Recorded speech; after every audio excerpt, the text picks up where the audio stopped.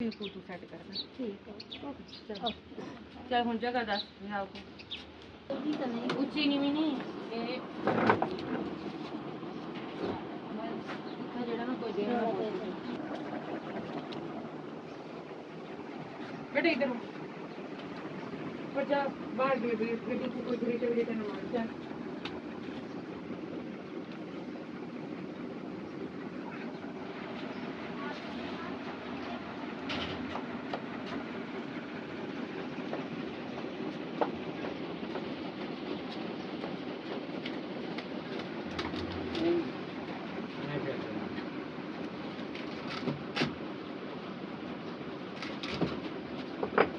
एडा बड़ा नहीं आमना बहन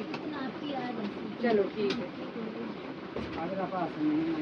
फंक्शन है तू जदों इत्थे रखे ना बोर्ड अग लुआ के ते जरा उंदी इटा चिटा चलो सेट कर ले ना बैलेंस वाली ठीक है बराबर थी वैसा ना ठीक हो चलो चलो फिर आपको इजाजत देवो जाओ मेहरबानी अच्छा अब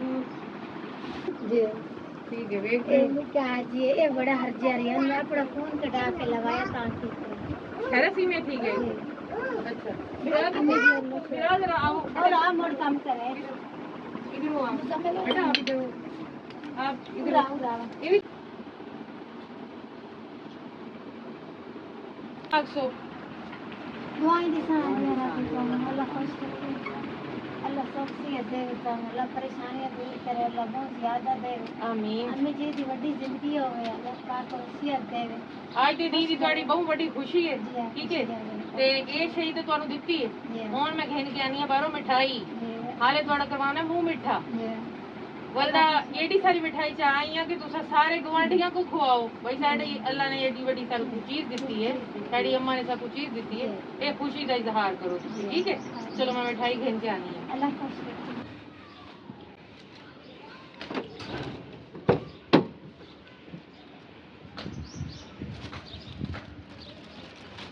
मिठाई ले ली है और मुंह मीठा भी करवा दे गरीब क्या करेगा आ जाओ चलो जी हाथ धोते हुए ना सारे में दोबारा धो लेंगे हैं हाँ ये जगह ठीक है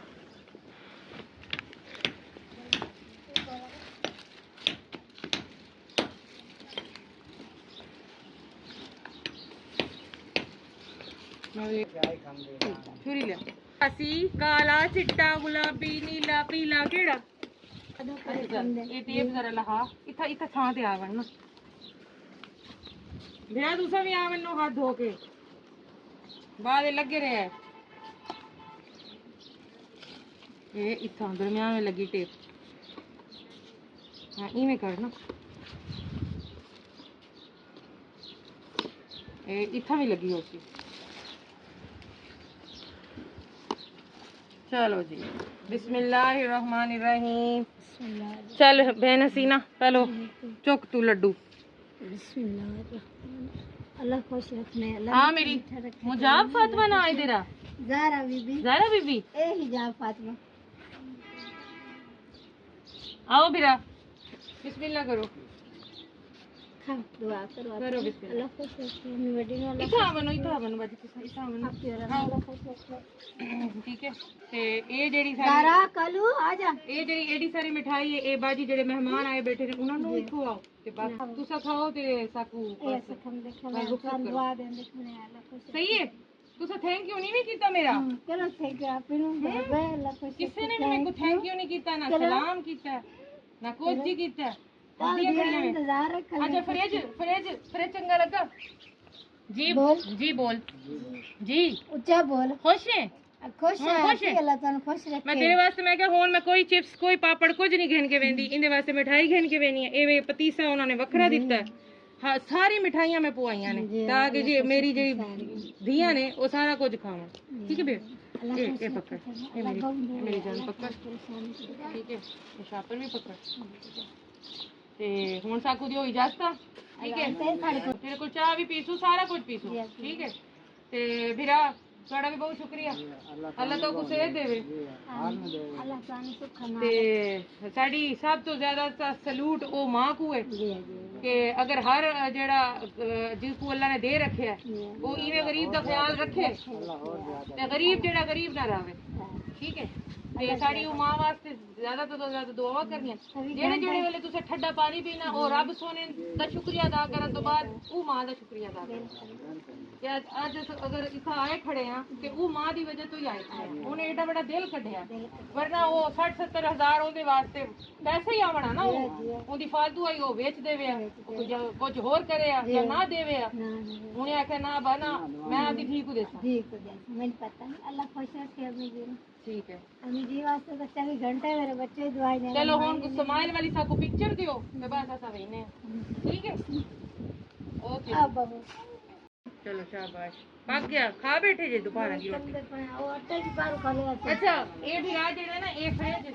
یہ رات کو اج نہ چالو کرو. ٹھیک ہے یہ ہل ہل کے آیا کمپریسر ان دی گیس آسے پاسے کھل رہی. کل صبح کو چالو کرنا تے ہن میں ول ول آندی پئی ہاں بورڈ تے جڑا او سوچ موٹی تار والا ہوے. ہاں اینو چھوڑو تسا آپ دا ذہن استعمال کریا ہے. ٹھیک ہے یہ جگہ وگہ ویلی کر کے تھلے اٹا شٹا پدریاں کر کے ہاں ہاں برابر کر کے ہکو ویری تے سوچ بھی حساب دا کر کے تے ایکو کل صبح چالو کریں. ٹھیک ہے ہاں جی وہ پتلی تارا والا ہو سی نا. ہوں اصل تو آپ کو شے دیتی ہوں دی حفاظت تے عقل مندی دا استعمال کرنا تہاڈا آپ دا کام ہے. ہوں یہ شے تہاڈے کول پوری زندگی کتھا نہیں ویندی. ہاں یہ تہاڈی حفاظت نال ہے جرا تے یہ پلاسٹک دی جڑی مشین تو تے دھوپ تے رکھی کھڑی ہے نا یہ تاں کڑک ویسی میری سونی ایکو اندر ہی رکھ جڑی ویلے ضرورت ہوئی لائی تے ولدا اندر یہ کڑک ویسی پلاسٹک. اچھا آؤ آؤ بہن تسا آ گئے آؤ منہ تو میٹھا کرو ساڑی خوشی میں شامل. یہ تھوڑی سگی بہن نے رل دے تا کیا نہیں تسا دو میں ہیں بس اللہ پاک دی مرضی ہے. وہ وڈے وڈے لگتے کھڑے نکی نکی لگتی کھڑی گھنو بہن. اچھا بیٹا تسا بھی گھنو. ہاں آپ دی مرضی دا گھن جڑا کھانا ہے. اچھا ایڈی لاڈلی آئی. اچھا چل کوئی نہیں اللہ نے ایڈے ایڈے سونے بال دیتے نے اے وڈے تھی ویسے تیری کٹی ویسی. ہاں ایڈے سونے دنیا ترس دی کھڑی ہے بالا پیچھو. ہاں اللہ تیرے شوق بھی تندرستی دے اور بھی اللہ تے خوشیاں بھی آندے نصیب نال دیندا کھڑا. ٹھیک ہے چلو اوکے جی اللہ حافظ. جی الحمدللہ ہم اب واپسی کے لیے نکل رہے ہیں اور آپ دیکھ سکتے ہیں کہ روڈ جو ہے وہ بہت برا ہے ہوا پڑا ہے. سارا روڈ جو ہے وہ ٹوٹا پڑا تھا اور پتھر کا جو سلسلہ روڈ بننے کے عمل میں لگائی جاتی ہے پہلی لیئر تو وہ تھی. لیکن الحمدللہ ہم نے آپ سب کی دعائیں اور برکتوں کے ساتھ مین پر آ گئے اور روڈ پر بہت زیادہ رش تھا جس کی وجہ سے بہت سلو ڈرائیو ہو رہی تھی. تو اس کے ساتھ ہی آج کا یہ بہت ہی خوبصورت جو ڈونیشن تھا جو ہماری ایک ماں نے سعید بیگم صاحبہ نے یہ دیا ہمیں کہ بیٹا یہ میں فریج اپنا ڈونیٹ کرنا چاہتی ہوں. یہ آپ کسی ایسی مستحق اور غریب بیٹی کو دیں جس کے چھوٹے چھوٹے بچے ہوں اور جو ان کے دودھ اور پانی کے لیے بے حد پریشان رہتی ہے. تو آپ کوئی ایسی فیملی ڈھونڈیں. تو جب ہم نے ان کو ان کے بارے میں بتایا تو وہ بہت خوش ہوئی اور انہوں نے کہا کہ تقریباً میں ایسا ہی چاہتی تھی کہ ایسی ہی فیملی ہو اور میں اپنا یہ فریج جو ہے وہ ڈونیشن میں آپ کو دوں. تو الحمدللہ آج ہم نے یہ ولاگ اپنا کمپلیٹ کیا اور ڈونیشن کا یہ جو امانت تھی ہمارے پاس وہ ہم نے حسینہ بی بی کو دی. اور آپ نے دیکھا ایک بات نوٹ کی آپ نے کہ کتنا خوشی اور اطمینان کا مظاہرہ کیا انہوں نے اور کس قدر انہیں یقین ہی نہیں آ رہا تھا. اتنی ان کی آنکھوں میں بے یقینی تھی کہ یہ کیسے ہو گیا. اتنا مہنگا فریج کبھی خواب میں بھی انہوں نے نہیں سوچا ہوگا کہ ان حالاتوں میں وہ کبھی فریج کو دیکھیں گے یا فریج تک کی پہنچ رکھیں گے. اور الحمدللہ اللہ تعالیٰ نے ہمارے وسیلے سے ان کو یہ نعمت عطا کی تو جس طرح حسینہ بی بی نے کبھی خواب نہیں دیکھا تھا کہ فریج کی وہ کبھی سہولت لے سکیں گی، اسی طرح ہم ان کا وسیلہ بنیں، اسی طرح آپ ہمارا وسیلہ بن جائیں۔ ہم لوگوں کو ڈھونڈ کر لا رہے ہیں، لوگوں کے حالات آپ کے سامنے رکھ رہے ہیں، آپ لوگوں کو دیکھیں اور ان کی مدد کریں۔ سعید بیگم صاحبہ ماجی نے بھی جو ہے وہ ہمارے ولاگ سے ہی یہ دیکھا تھا، ڈونیشن کا سلسلہ جو ہم نے کیا، ہم نے واشنگ مشین ایک بچی کی شادی پر دی، اور اس کے علاوہ بھی ہم بہت سارے ولاگس کر چکے ہیں چیزوں کی مد میں۔ تو انہوں نے یہی دیکھا اور انہیں بہت پسند آئی یہ بات، اور ان کے دل میں یہ احساس ہوا کہ ان کے پاس اگر 3 فریج ہیں تو وہ ایک فریج کو عطیہ کر دیں۔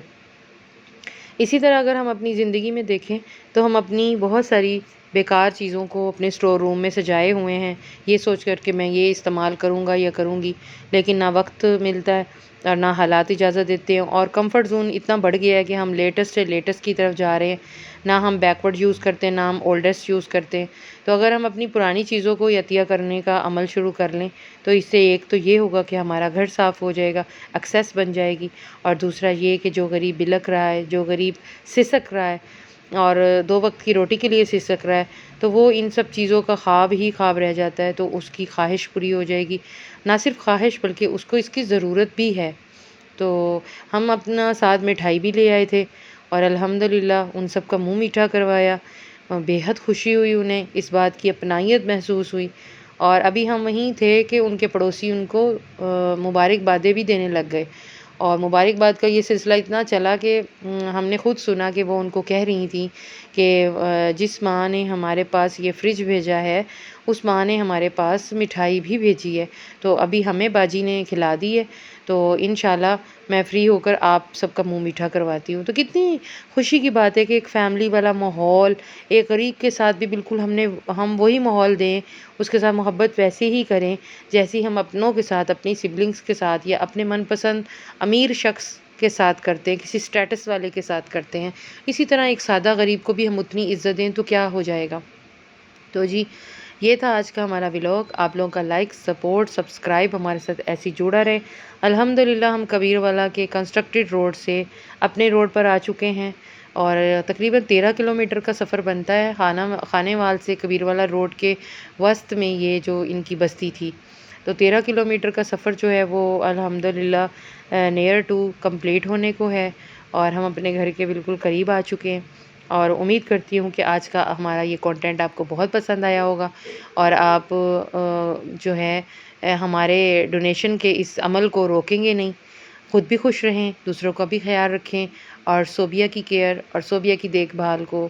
مت بھولیں، کیونکہ اگر آپ میں فیل ہے، اگر آپ میں احساس ہے تو آپ کیئر بھی کریں گے اور اس کو آگے بڑھائیں گے بھی۔ تو آسانیاں بانٹیں، خود بھی خوش رہیں، دوسروں کا بھی خیال رکھیں۔ ملتے ہیں آپ کو نیکسٹ ولاگ میں، تب تک کے لیے اللہ حافظ۔